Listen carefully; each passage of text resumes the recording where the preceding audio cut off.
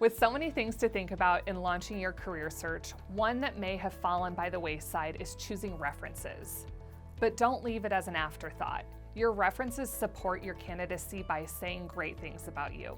This is something you'll want to prioritize. Your role in finding great references is like that of a conductor. To make beautiful music, you need to lead and direct the orchestra.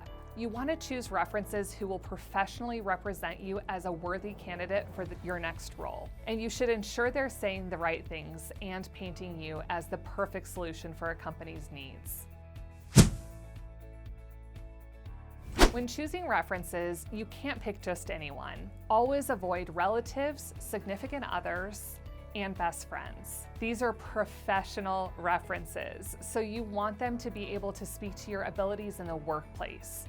Choose 3 to 4 people from a mix of people who have supervised you. These may be the best references. If you are not comfortable asking someone at your current company, ask a manager who has resigned from there or someone you worked for at another organization. If you're shooting for a managerial role, choosing people you've supervised in the past as a reference can support your abilities as a leader. Make sure you're only asking people who won't jeopardize your current position.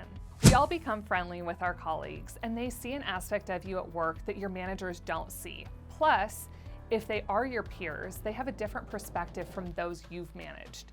Think of people you've worked with on projects or in another department of the same company. If you will be customer-facing in a new role, sharing the names of customers or clients you've supported in the past can be gold. Also, if you have worked for yourself, these may be your best references, since you may not be able to share supervisors or employees. Vendors can be wonderful references as they deal with you on contract negotiations and billings, not to mention seeing how you support employees, colleagues, and customers.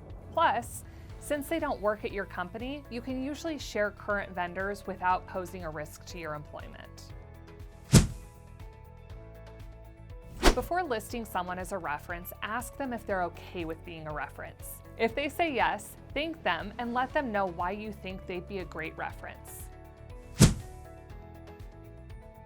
After references agree to say great things about you, give them direction on what to say. Remember, you're the conductor of this job search orchestra, so help them to highlight how you'll add value to the organization. You may also want to send them your resume to share with them all that you've done in your career.